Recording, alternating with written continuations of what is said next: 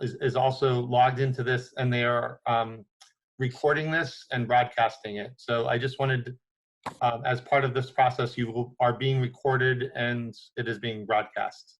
So I just wanted to provide that information at the beginning of the meeting to let everybody know. Also, just Elise, just to remind everybody that all decisions and all discussions, all motions need to be a roll call vote as part of this online process that we're allowed to have through the governor's order. So with that, I'd like to hand it over to the chair to start the meeting. Thank you, Gideon. More people here. So tonight is Thursday, May 14th, 7 p.m. This is the meeting of the Historical Commission of Watertown. I'm just going to read the preamble on our agenda for why we're having this via Zoom. The Historical Commission of the city, known as the Town of Watertown, will hold a public hearing on Thursday, May 14th at 7 p.m. in accordance with the governor's order suspending certain provisions of the Open Meeting Law, General Law, Chapter 30A, Section 20, relating to the 2020 COVID-19 emergency, and to avoid group congregation. This meeting will only have remote opportunities for participation with public access provided. Okay, so the first item on our agenda tonight is actually the public hearing continuation of 88 Galen Street. The commissioners may have been informed, but they have withdrawn their petition. If you recall, we continued the vote on how long of a demolition delay to impose on this property. Since then, the petitioner has withdrawn its application. David, I believe that we can still choose to have a vote or choose not to have a vote, correct? Well, he's withdrawn it, so I don't know what it would do. It'd just be a motion to withdraw, I guess, if you wanted to have that. There's no, I don't think it's necessary. Okay, so so we just have to have a motion before us. This is David. I vote that we approve the withdrawal of the 88 Galen Street. Do I hear a second? Second. It's Okay, Tom. So Tom seconded. Yeah. I'm going to do a roll. So Matthew, are you in favor or against? In favor. Joe, in favor of against? In favor. Susan, in favor or against? Susan Steele, we can't hear you because you've muted yourself. You can just push the space bar. She's giving a thumbs up, but push the space bar, Susan. I unmuted you. Can you? No, I'm muting myself. No, that's fine. You're good. Okay, so I'm in favor. Okay, and I also am in favor. So the ayes have it. Yeah, you skipped me. No, you seconded the motion. Oh, that, of course. And then you voted, and Marilyn, did Marilyn? Oh, yeah, fine. Yes, in favor. Oh, did I skip Marilyn? Yes, you did. So Tom's trying to vote twice, and Marilyn's not voting at all. That's because I'm invisible. Sorry, it's hard. Yeah, I don't see your face. I'm sorry, Marilyn. And Marilyn, how do you vote? In favor. Okay, so striking Tom's second vote, we're all in favor and none against. Okay. The second item on our agenda is the proposed modifications at Arsenal on the Charles campus, 311 Arsenal Street and 100 Talcott Ave by Alexandria Real Estate Equities, Inc. and Epsilon.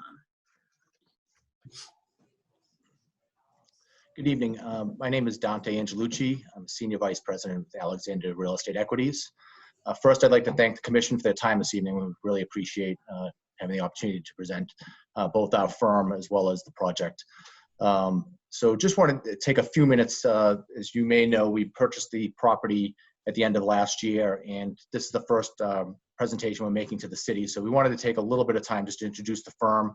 I promise I'll make it brief and go through it very quickly, and then I'll turn it over to Jeff Mahulish from Epsilon, as well as John Sullivan, who's with SGA Architects. So in any event, just to give you a little bit of background, our firm was founded as a garage startup in 1994 with a vision to create a new type of real estate company that's uniquely focused on creating real estate that's focused on the life science industry. We've been established as a leader developing thriving life science clusters to foster innovation needed to advance human health. We've also created a world-class brand and reputation in our niche through our best-in-class team and collaborative campuses. So we, to give you a little sense of who we are, we don't just build buildings. We build ecosystems. ARE likes to partner with both communities, our tenants, as well as nonprofits. We're more than just a landlord. For us, it's not just about building buildings, but rather building communities. We have great relationships with our neighbors and elected officials in communities where we work. In the residential communities, we look to things that can make a community better. We're used to working in and around residential neighborhoods with very technical buildings. In addition to that, I think another thing that makes us unique is we're also investors and long-term holders of real estate where we seldom sell our buildings. We're not merchant builders who are looking to build a building and flip the property. Joel Marcus, our founder and chairman, is still actively involved in managing the firm today. And I think the attributes of Arsenal and Charles, like many of our Cambridge projects, are in close proximity to higher education, along with medical center. And we'd like to work with the town of City of Watertown to basically focus on enhancing the campus and creating a life science cluster similar to what we've done in Cambridge and our properties there. So John, you can go to the next slide.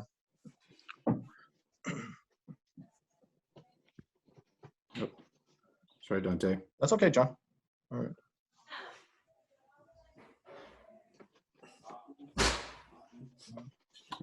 Okay. So this slide essentially just gives you a little bit of an, again, insight into some of the buildings we've built and the markets we serve. So obviously we're in New York, in Cambridge, San Francisco, as well as Seattle and a host of other locations. But this gives you kind of a sense of our brand. We're recognized as a leader in life science cluster development. John, you can go to the next slide. So this is our mission statement. Again, we're looking to lead as innovators on the pursuit of advancing human health and curing and improving nutrition. Again, I think it's important because it kind of defines who we are as a firm. This slide shows you kind of our strategy in terms of approaches to cluster model. Again, we pick best-in-class locations that are immediately proximate to the world's top academic and medical institutions. We look to be leading edge life science and technology entities, working with them. We identify the best in talent, our firms do, in terms of supporting their agendas. And then finally, we're well financed from a capital standpoint, both from the federal government, venture capital, and the biopharmaceutical industry. Next, John. This gives you a little sense of kind of where we're invested. We have roughly 31 million square feet and 302 properties. These are our major clusters along the east and west coast. Next, John. Again, we have basically 4 verticals that we work in. Obviously, we're a real estate company that operates and owns and develops projects. But in addition to that, we also venture capital. We have a venture capital arm that essentially invests in innovation firms. So we're not just a passive participant in the biotech industry. We're somebody who actually invests in it and sponsors firms to advance development.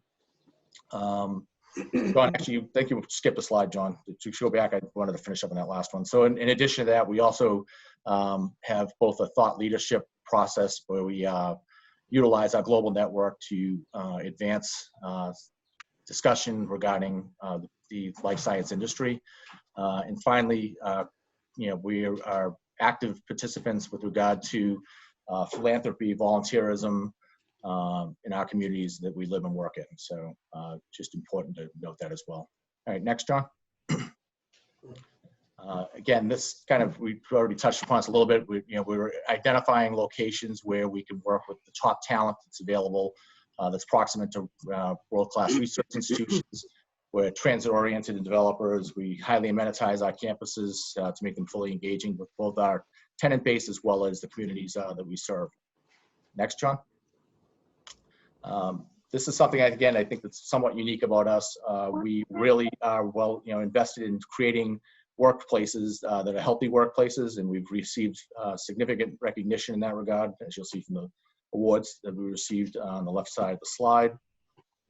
You go to the next slide, John.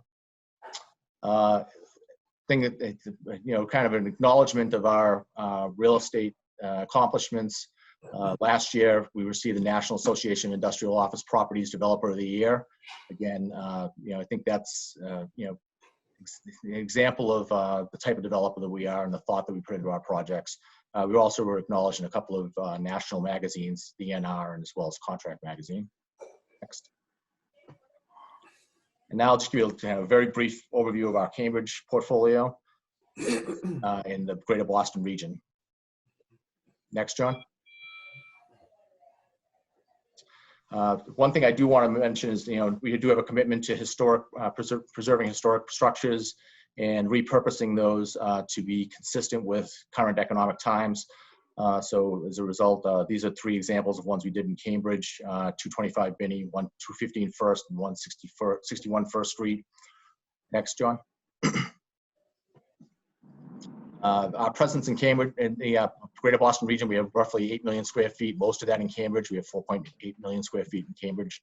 As you can see, we have roughly 1 million square feet in the Watertown market. Next.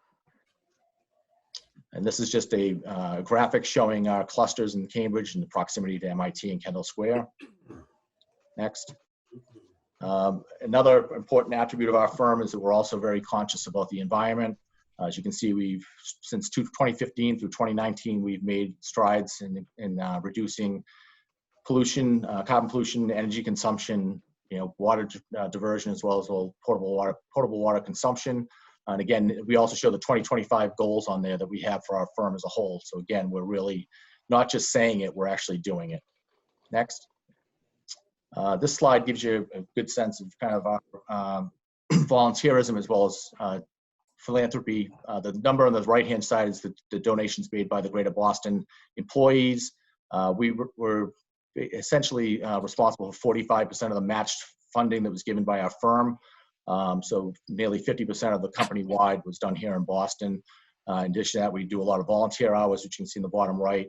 And as a corporation, we've donated roughly $1.1 million to 91 nonprofits. Next. This is just some photos of some of the events we worked in from a volunteer standpoint.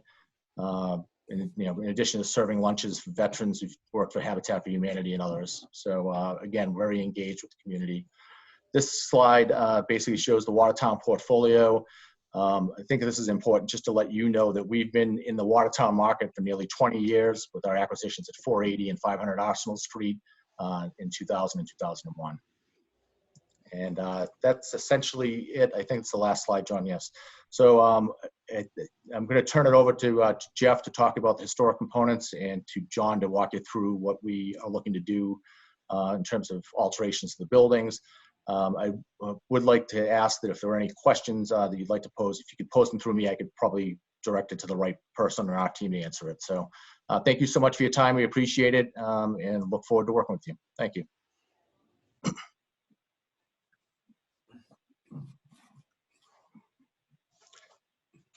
Jeff, are you? There, all right. Okay. Thanks. So I'm Jeff Malhewish, Epsilon Associates. I'm a historical consultant who is assisting Alexandria Real Estate with the consultation with Mass Historic Commission, as well as with Watertown Historical Commission, as well as assisting the design team, sort of incorporating, modern materials with the historic fabric. So the proposed work involves exterior alterations to 343 Arsenal Street, which is historically called 43, and 100 Talcott Avenue, which is building 313. For the next slide, John. So pretty much the goals of the work are to reposition the buildings to support life sciences and research uses, minimize the impact of the required mechanical alterations, and consolidate infrastructure in 100 Talcott, and then its minor exterior alterations to 343 Arsenal. 200 Talcott will be coming in the future. John's going to talk about 100 Talcott and 343 Arsenal.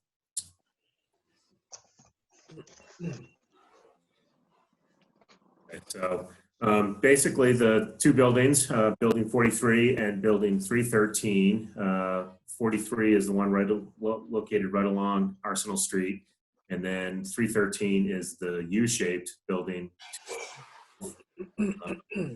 Building 37 is the one right to the south. And that actually predates both of building 43 and 313, which were constructed in 1862.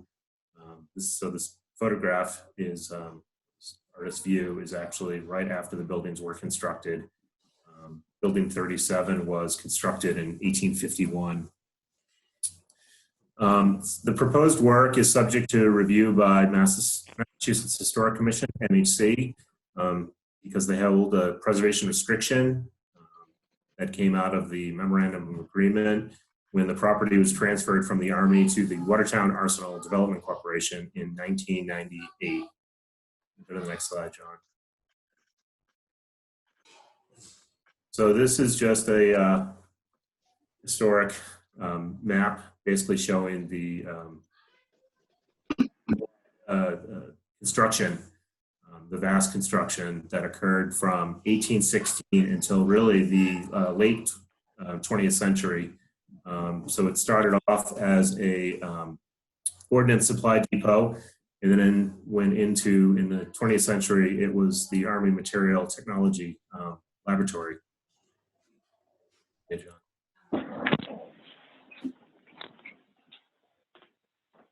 So here's a historic photograph of 100 Talcott, which is building 313.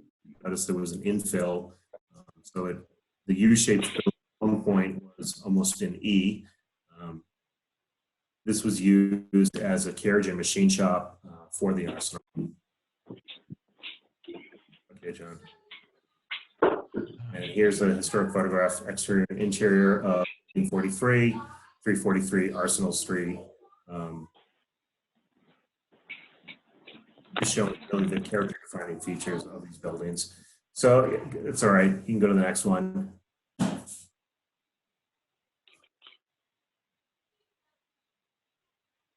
So the property is listed on the National Register. It was listed in 1998, I believe, and that came out of the MOA as well. So this is a historic photograph of buildings 43, 313, and 37, really just showing the character defining features of the buildings. Minimal ornamentation, the red brick, very industrial.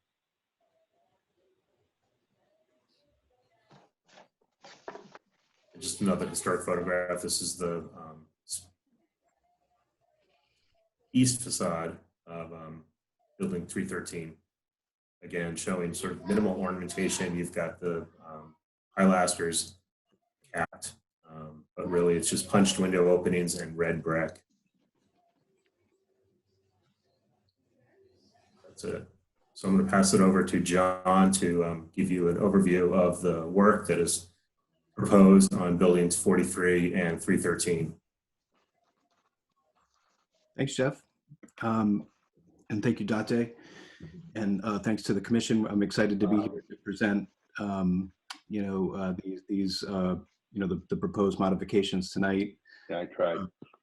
We've been fortunate to have been doing a lot of work in Watertown. We're very committed to Watertown, and we've also been very fortunate to do a lot of projects with Alexandria, and can attest to the care and quality that they put into their projects, specifically as it relates to existing buildings. So we're excited to share some of these ideas.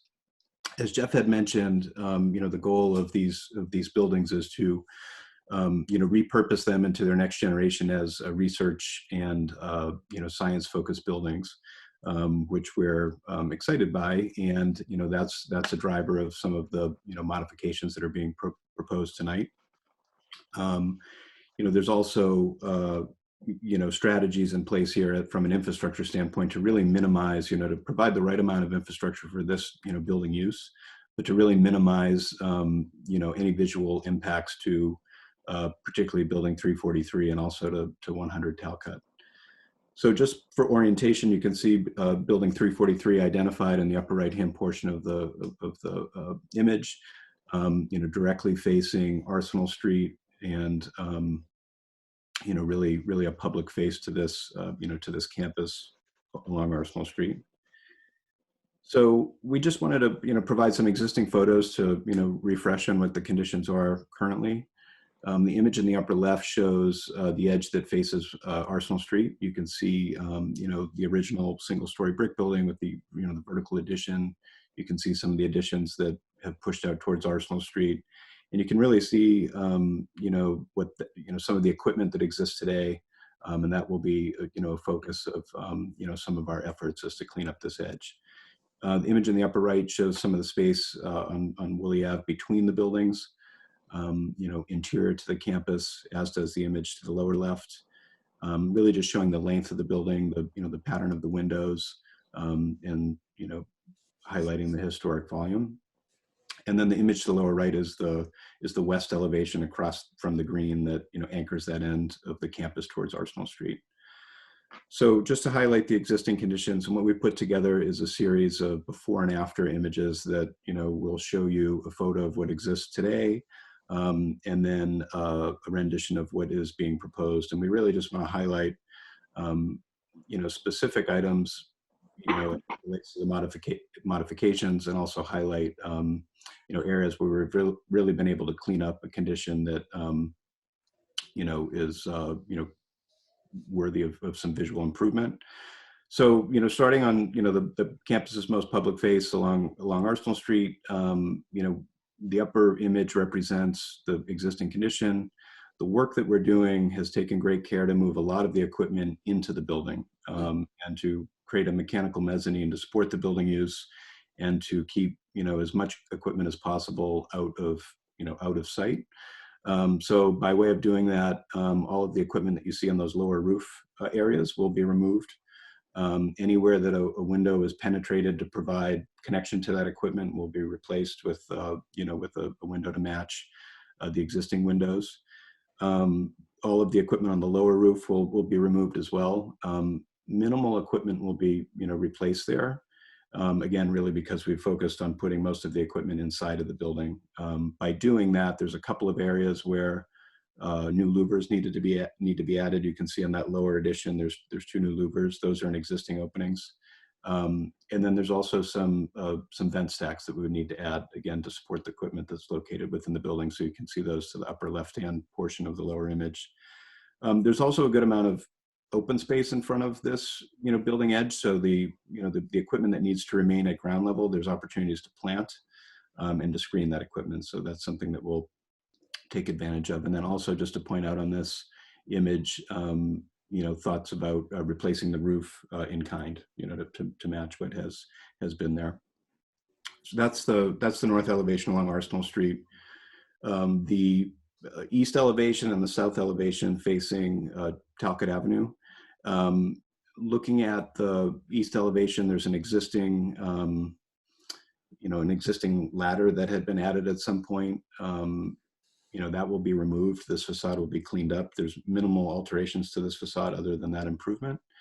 And then internal to the campus along Woolly Avenue between the 2 buildings is where we'll, need to add a little bit of electrical equipment, as well as some screening for, for a small loading area. On the right-hand image, you can see that there'll be some louvers added in existing window openings, as well as the stack. But this replicates what you would experience from this vantage point along Talcott Avenue. And then moving to the west elevations and looking the other way down Woolly Avenue. Again, on the west elevation, it's mostly just an effort to clean up this facade.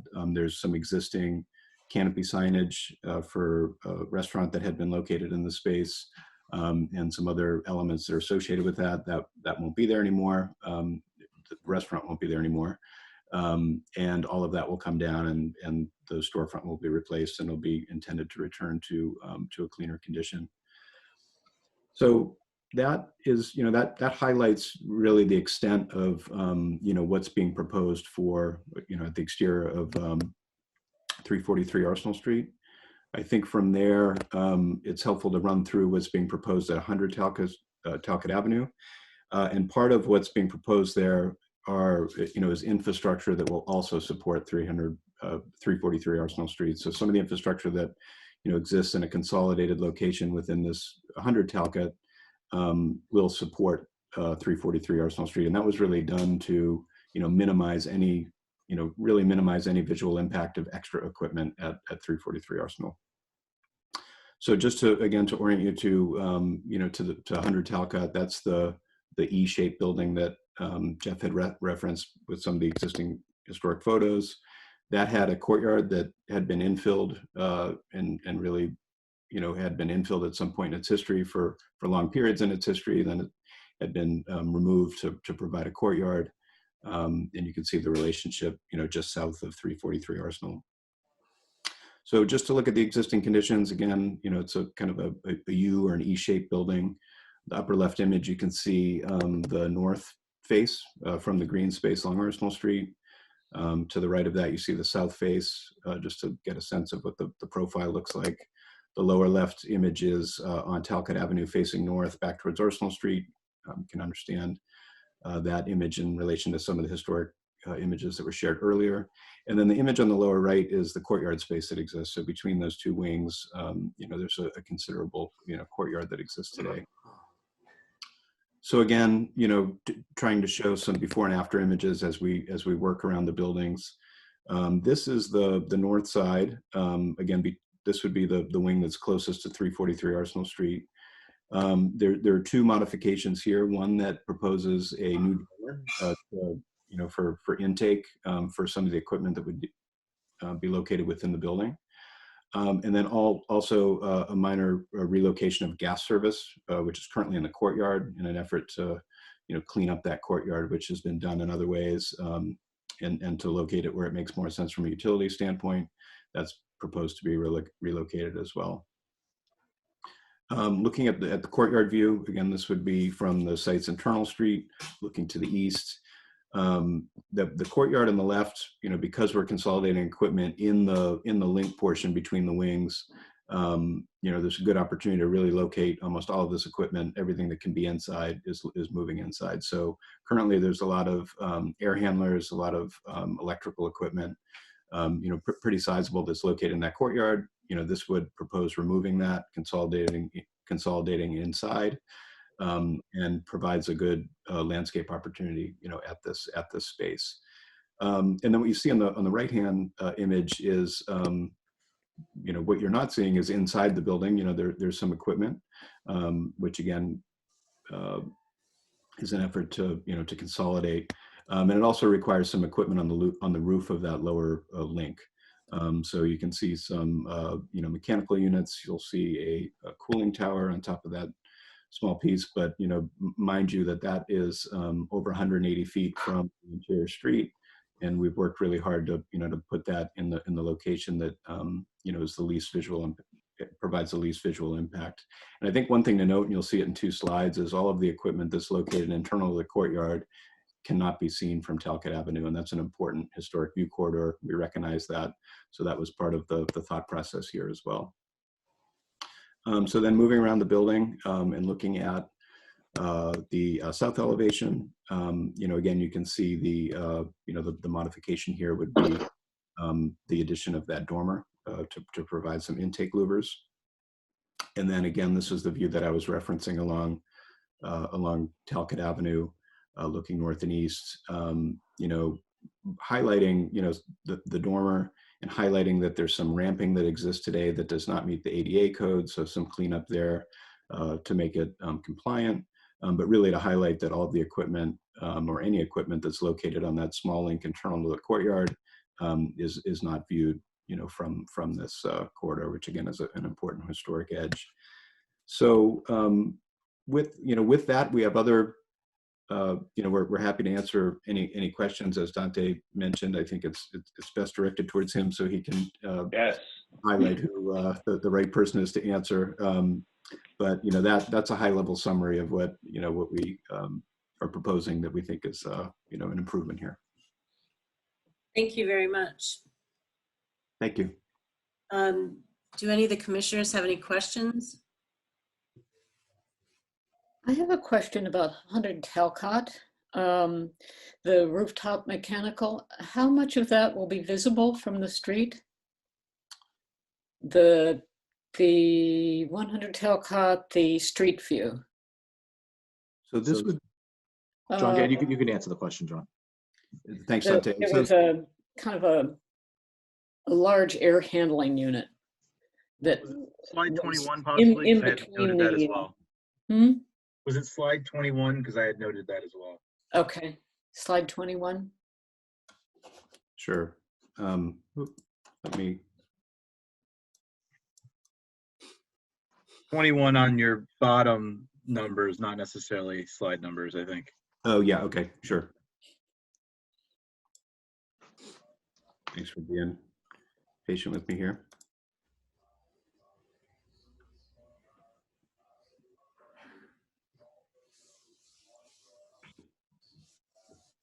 Right. Yeah, yep, the image on the right. Um, I had two questions about that. One is, you know, how, I guess it looks like it's going to be pretty visible from the street. And I'm wondering what the material is. And I'm also wondering, sitting in the courtyard like that, how much noise there will, how noisy it's going to be, reverberating perhaps just within the, even though it's standing above the two-story buildings. I could probably answer that. We're very sensitive to that, both from, as far as noise emitting from the equipment as well as, affecting our tenants. So obviously we try to, utilize equipment that's the least impactful in terms of noise. I don't think there's going to be much noise from the equipment based on the mechanical engineers' conversations we've had in terms of what they've told us about it in relationship to the street. So there wouldn't be any noise that would be, we're designing to a level, and again, we do a lot of these buildings, so we're cognizant of it and we're thoughtful about it. And again, we have an alignment of interest in terms of keeping the noise down for both our tenants as well as the neighbors. So, again, they've told us that this will not be very disruptive in terms of noise from those pieces of equipment.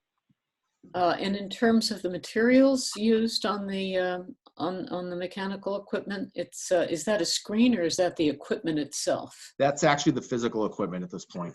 Okay, and it's metal, obviously. Yes, exactly. Yeah. Is that to scale? It is, yes. Yeah, and then John, you can comment further on that. But again, it was our goal or intention was to try and minimize the impacts on 343. And by creating this central plant to service both buildings, although it's slightly more impactful here, certainly from a perspective, if you're standing at the end of the courtyard, it really has given us an opportunity to clean up 343, which is the vision, the visibility is along the street. So we thought that, this was a strategy that would benefit 343, although it does have, some effect on this building. So there was kind of a trade-off, but we thought that where this was not visible from Talcott and is minimally visible from the campus as a function of the other building at 321 that's right at the end of this, again, we were striving to try and make it as least impactful as possible. What is the width? Dante, would you like me to add, just to add a couple of things to this? Sure, absolutely. Feel free, Joe. Is that we work with a company called Ascentec, who's we use in all of our projects, but specifically we're near and around residential areas. So our decibel levels will not going to be something that is going to be perceptible by people that are on this campus. That's number one. Number two. All right, thank you, Howie. Public hearing continuance with All of that mechanical equipment that's in the courtyard right now, no sound precautions were taken by it. So it's actually quite noisy.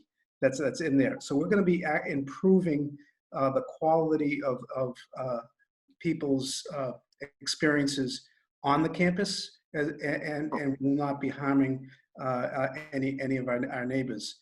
And also that view, one last point to that is that view that you're looking at is a view that it's taken as an internal view from Thornton Ave, which won't be visible to people passing by the Arsenal Street area or Talcott Ave for that matter.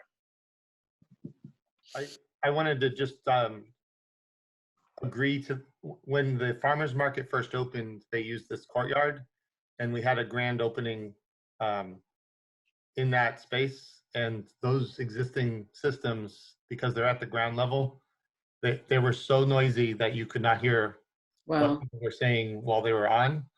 You know, the systems were put in a long time ago, and Thornton Avenue is equivalent of an alley compared to both Kingsbury Avenue, Talcott Avenue, and Arsenal Street. So I, you know, just from that perspective, the image does call it out, but you know, if you look at the view shed of where you can see it from, it's a substantially smaller view shed within the center area than the equipment out on Arsenal Street is visible for 1,000 feet along Arsenal Street. So just some wearing my planner's hat, I've noticed those different component parts of this over the years. Is there any opportunity to paint it out in an artful way? I wonder. We could certainly look at that. You know, with these types of projects, again, it's always kind of a balance between, you know, how much, you know, making it look like it belongs there, and, you know, whether or not it really is, you know, really does belong there. So again, we can evaluate that and look at some color alternatives and work with the architect to see if there's some, you know, something we can do to address that, certainly. So the equipment on the front is painted like rust brown to match the brick, I guess. And when they replaced some of it, they painted that the same color as the previous equipment, which was the same color. So I guess that was the previous owner, not Athena, but O'Neill, I assume originally, as part of their approval, was just to paint the metal. And it felt like trying to add any type of screening would kind of call attention to it, like they did on 311 with that huge gray box on the top of it. again, you know, we're happy to evaluate different color schemes to see if there's something that makes it blend better, for sure. Again, we can work with the architects and contractors. I guess we just have to look at the, you know, kind of how long, you know, how durable it would be to paint it in terms of, you know, mural and the relationship to the equipment. I think we just have to work with our engineers and find out, you know, if there are temperature differentials that may occur on the side or whatever. We'll look into it for sure. And if there's a possibility of doing that again, where, you know, we would entertain that and give some thought to it for sure. Okay, thanks. Are there any other questions from commissioners? This is David. Yes, I have one. Thank you, Susan, for raising the question about that cooling tower in building 100. I had the same one, and I just wish to add a little bit to it. First, I want to recognize the fact that this is, in fact, the rear of the building and would be considered the business end of the building, where such equipment would naturally and maybe even historically be put, because they would not want to be at the front of the building on Talcott Avenue. So I certainly can recognize that. Standing, and I do know the space fairly well, I see that the equipment that's currently there, I almost missed it, but for the lines indicating where it was. Where this new cooling tower is proposed is a very, very visually centering place. This will, I could almost imagine a Christmas tree up there or something like that. It's just, it's the very center of this picture, and it will be to any passerby. So anything you can do to mitigate it, whether you would surround it with some sort of wood, you know, cladding or something to mitigate that, I think would help. So I do want to emphasize that because of its centrality to the streetscape of this particular area, even though it is, I would recognize, in sort of the business end of this building. Okay. Again, we will certainly evaluate alternatives. And I think the point that Gideon made with regard to the, you know, the visibility of that, the only place you really see it is on Thornton Ave itself. So again, unless you had a purpose for being there, you know, it really is, you know, we think kind of the most discreet area we could have put it. So we understand that, and we'll definitely evaluate alternatives. Any other commissioners have any questions? I'm gonna unmute this person and see if they keep talking. Okay, well, I'm just asking for commissioners now, and then I was gonna ask if anybody from the public had questions. Commissioners, no? Okay, so is anybody who's called in or is on Zoom with us with video from the public. Do you have any questions, comments? Again, Anybody? No? Okay. I don't hear any. All hang on right. a second. So are you talking to us? Okay, I'm gonna move on. Okay, so if there are no other questions for this applicant, not applicant, but for this presenter, thank you very much for coming and Zooming with us tonight and sharing the plans with us. It's been very informative. They really are. Thank you. Mhm. Yeah. Thank you so much. We do appreciate your time. Thank you very much. Okay. We have 2 discussion items on our agenda for this evening for anyone who's staying on the Zoom. The first is the proposed letter of support for a grant for Mount Auburn Cemetery, Washington Tower. This is David. This agenda item, I think keeps coming back, and it's just simply a letter that I had written to the Mass Historical Commission as a part of a grant that they were applying for. And I had written a letter, and I had submitted that letter to this commission immediately after, but I think because of different things that have happened, this just keeps being pushed down. So you have the letter. If anyone has any questions about it or feedback on what was written or how it was written or any aspect of it, I certainly welcome any and all of that. Okay. Does anybody have any comment for the letter, or we can just move on to the second discussion item? Okay, move on to our second discussion item, Section 106 letter for World Tech regarding the Mass DOT proposed project to rehabilitate Mount Auburn Street.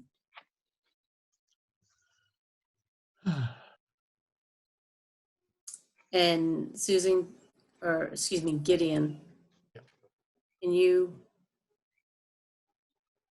does everybody have this?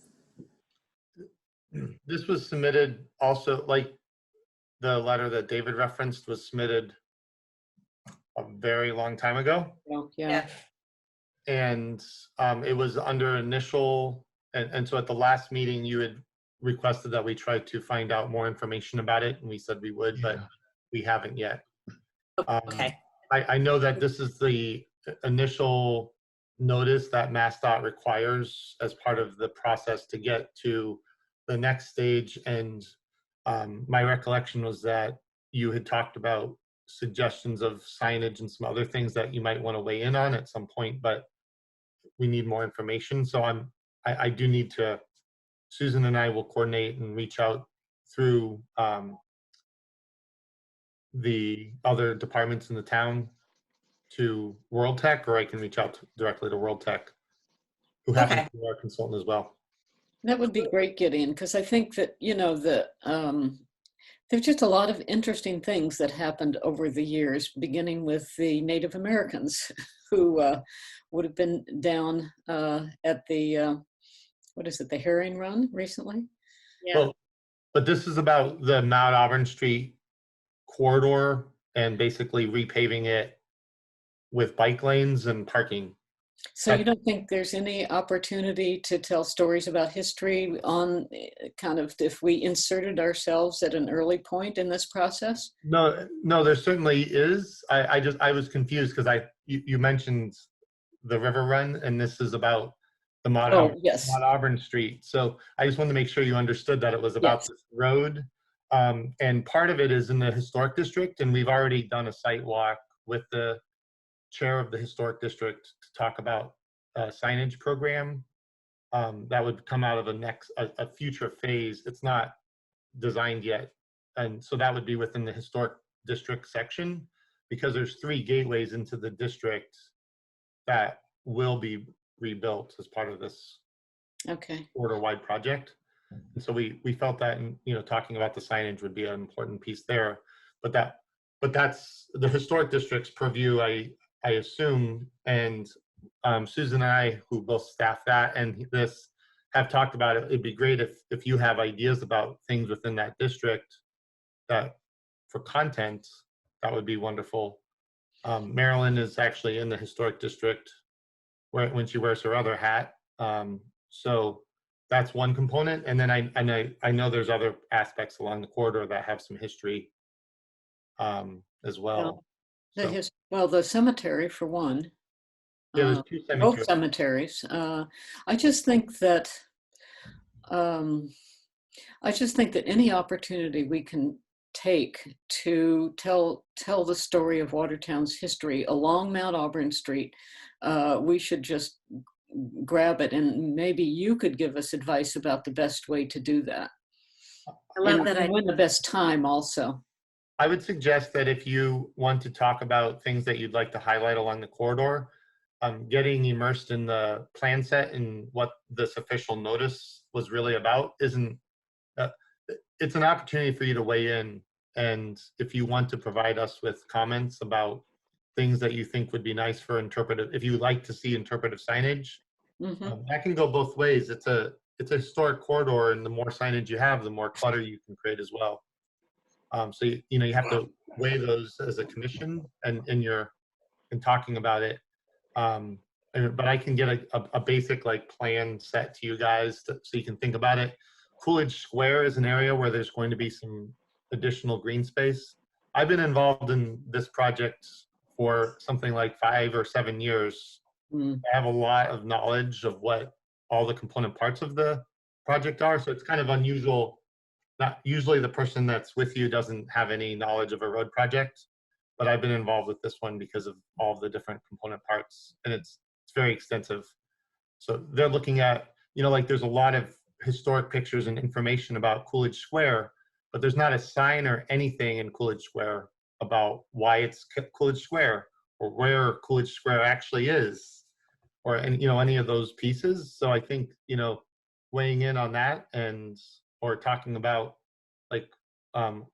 Harvey, the chair of the Historic District Commission, talked about creating some kind of a wrap for one of the green switch boxes, those big boxes that sit in the right of way, as a gate, because it's it's a gateway to the historic district, and it's this huge green box. So maybe looking at art wraps that would do something for the district. And so maybe there's some things like that. I don't know, but that's something we had talked about before, the wraps, and maybe we could incorporate sort of a Mount Auburn historic walk down Mount Auburn Street, and the wraps could actually have language, not just that you can read, but maybe Braille as well. It could tell a story of what those blocks are in that adjacent area. I guess the question though is, are you guys raising your hand to volunteer to create the content? Because how do I say this? Traffic engineers are not going to do that for you. No, I think we could do that. I understand that. Yeah, I think we could. I mean, in fact, well, a bunch of years ago, I got a little start on it. But I mean, I think there are things that happen, even though some of the interesting things that happened along that Mount Auburn Street aren't there anymore. They still tell an interesting story. This is David, and I think also it's important to think about what kinds of impacts are to the historic resources that are there. So for example, if there's some sort of infrastructure plan for the corner of Mount Auburn and Arlington Street, perhaps the impact to the old burial ground would suggest that maybe that wouldn't be a good idea. Maybe the area by the Common Street Cemetery should be treated more sensitively and not as impactful. Maybe the area of old Watertown High School, the East Junior High School or Brigham House, maybe that area should be more sensitive as it's designed. And I'm not talking about signs or tours or anything else. I'm talking about traffic infrastructure, those things that take up the streetscape and create clutter and detract from what's around. Interesting. Well, this needs a group of dedicated people. Yeah, I mean, unfortunately, sometimes MassDOT requires certain types of signage, and it is outside of anybody's control. I hear what you're saying, David, and I think it's very important. I've advocated to, identify where the important, there's some really substantial old trees, and we've wanted to ensure that the design wouldn't impact those. For instance, by the Brigham House, there's a very large tree, and it leans into the street. So the original design had a bus stop that was going to be moved to that area. They would have had to cut the tree down because a bus would hit the tree because it leans out enough.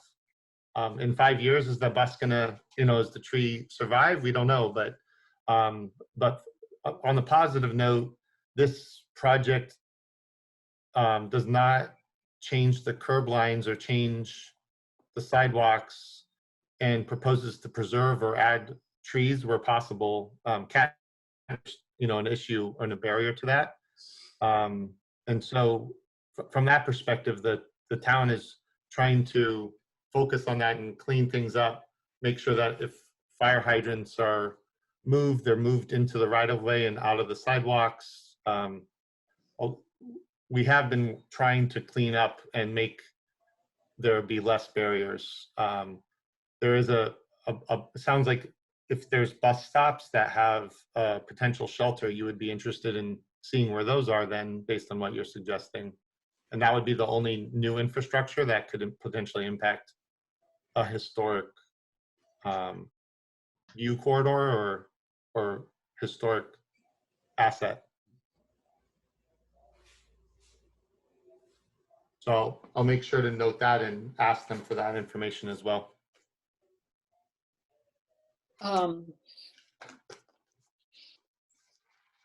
So we need to, well, what would you suggest moving forward, Elise, on this in terms of our group? I feel like with the CPA kind of, we have a meeting this month to try to get going on some basic infrastructure work so that when we actually can put applications out there, that we have everything all set up. So I feel like there's going to be some work involved in that. And I'm not sure how much time I'll have to spend on it, although I could certainly be support. I can't take a lead. Understood.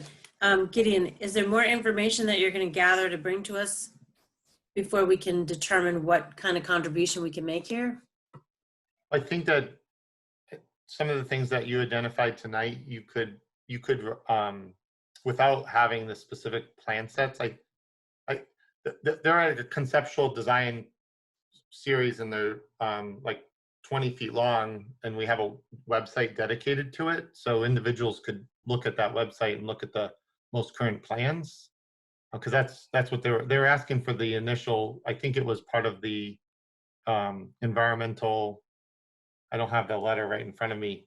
So it's an initial component part of the MassDOT process.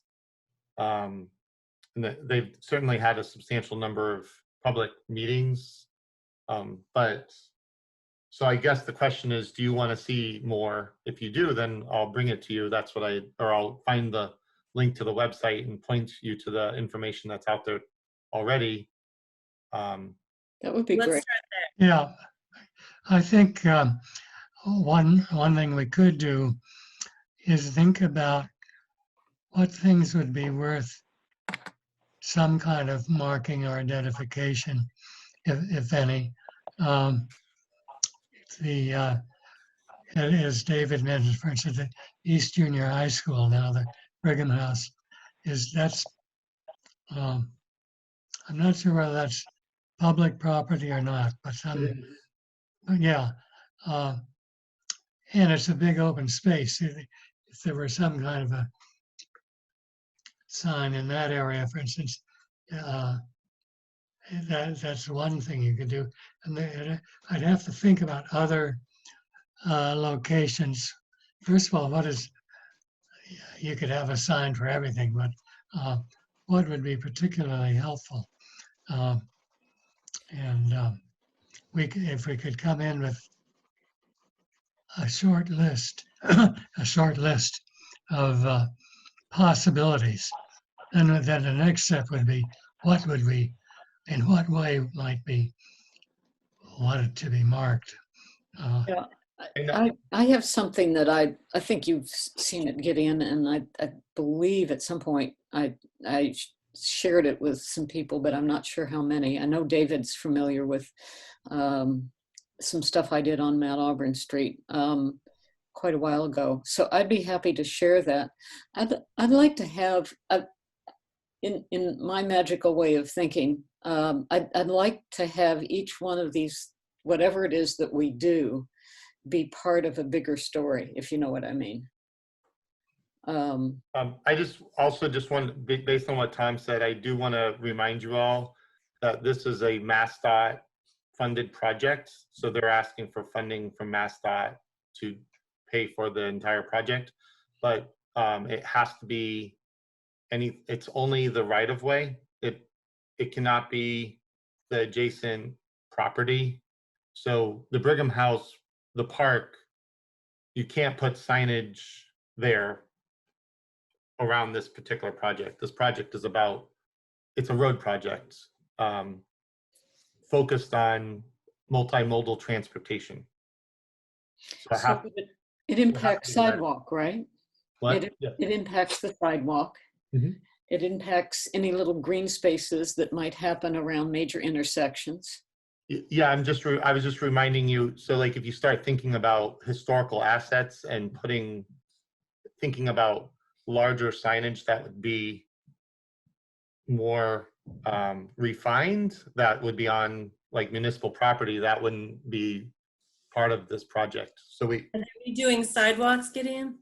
yeah, so the sidewalk is about the right of way is from the private property side of the sidewalk in. Right, so they can replace sidewalks. Yeah, so that it's a So complete. ostensibly, any information that we do, just thinking outside the box and creatively, could be printed on the sidewalks. Right.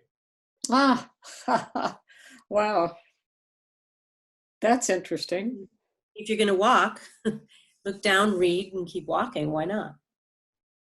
There are places where they have That's very inset metal into a sidewalk. I've seen Yeah. a couple of them where, let's say, it's in the sidewalk in front of a historic property. Yes. Yeah, I've seen that too. Yeah. But Also, I think there's creative ways that it could be done. I don't know Yeah. that we have to. there are a few areas along there that are public property. I mean, they're right at that intersection of Arlington. There's a park on one corner. Yeah, but my point is that you can't put we can't put things in our public property unless it's the right of way, which is defined typically on this corridor as back of sidewalk. So we Right. can't. I'm saying in a public, we might make work on some other arrangement, Yeah. even if they can't incorporate this into what they're doing. Right. Yeah. So you could decide if there's a few people who are interested in working together, you obviously can have a little mini working group, and it's not a subcommittee, it's a working group, and work outside of the meeting to discuss things that you'd like to talk about. I'm on the meeting.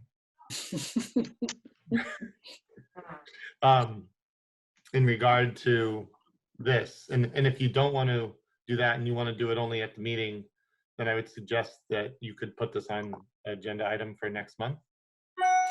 Gideon, what is our drop dead time for getting our act together? I don't know.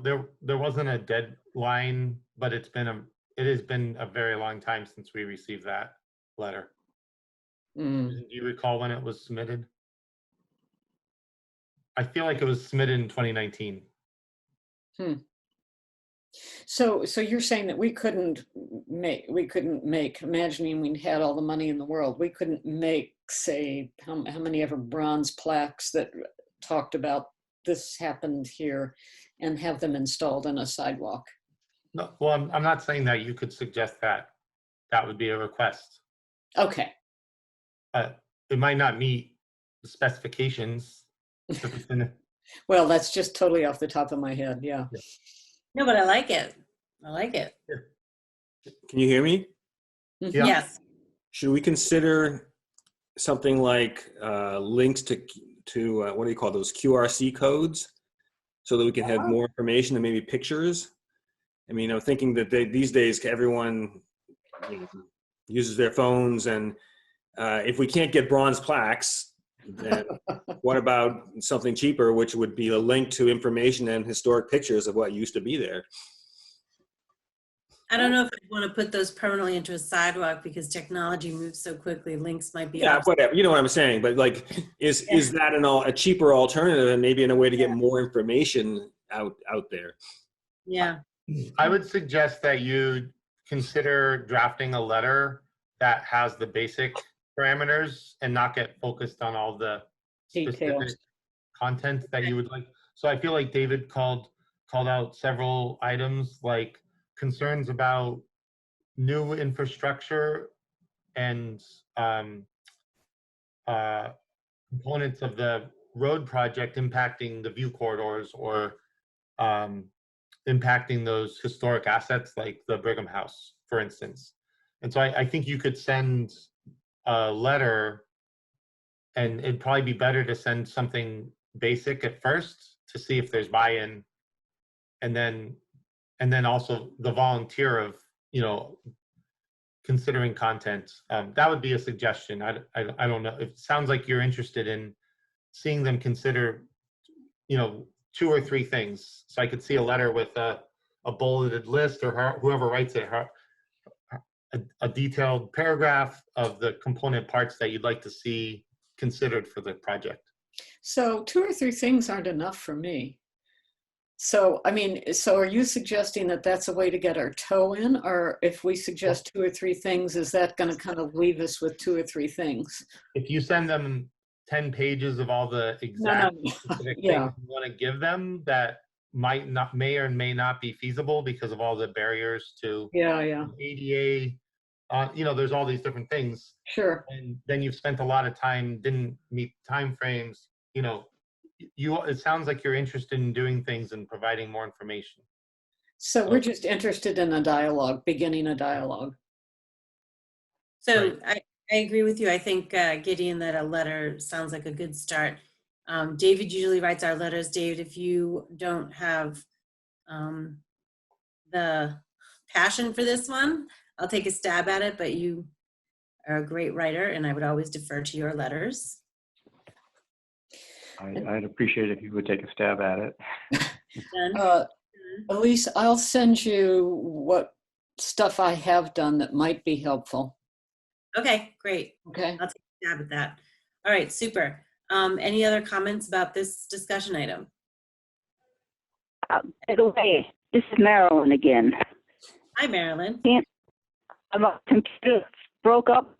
The sound broke up. It froze the image.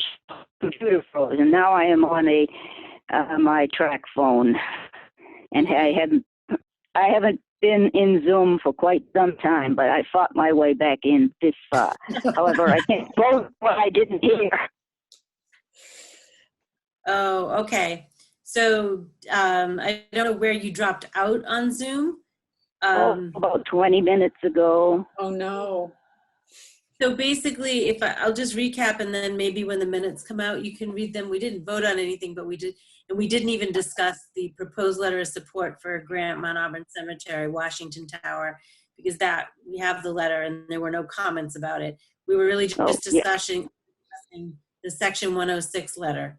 And at this point, we are going to try our hand at writing a letter inquiring as to the impact of the plans on our historical resources, as well as the possibility of incorporating some of Watertown's historical sites and facts along the route.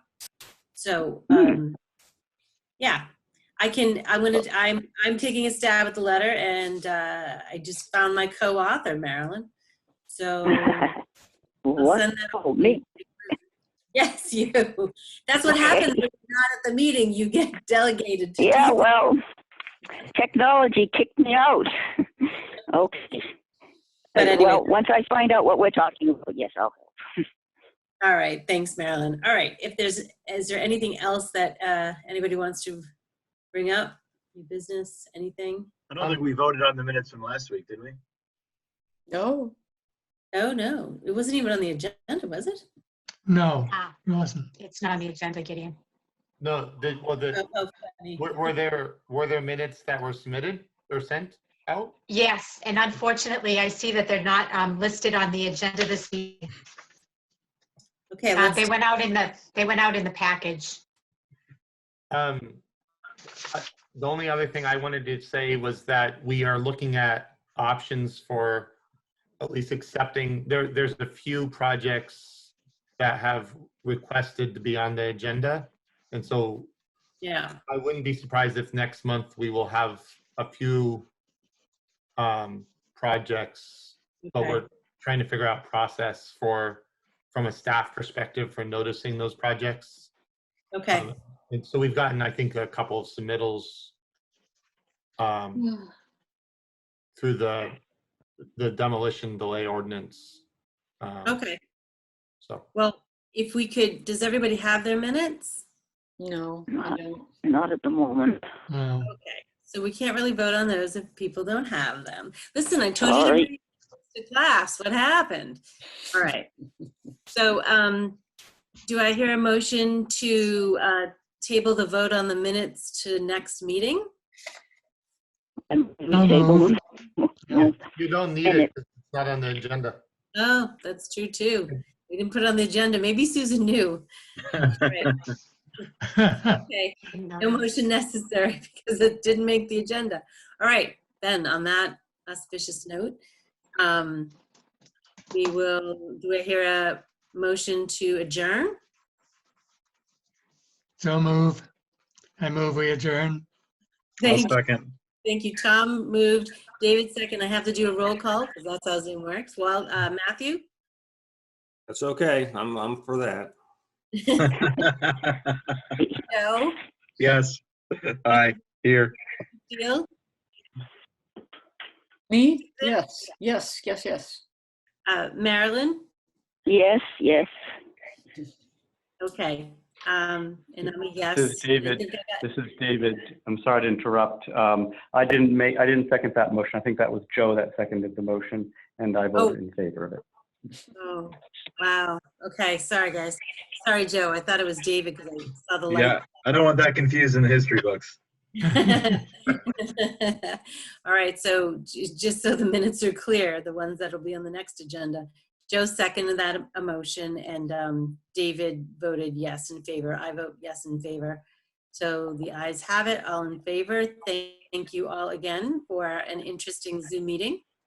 And, Yeah, it was. Thank you, Gideon, for getting it all set up for us. It works so well. And cable access, they have been instrumental now. We're starting to transition to them. So they're doing a great job with this new technology. So thank you. Thank you very much. All right, everybody. Good night. Oh, Night. hi. Hey. Everyone. Night. Good Thank night. you. Bye.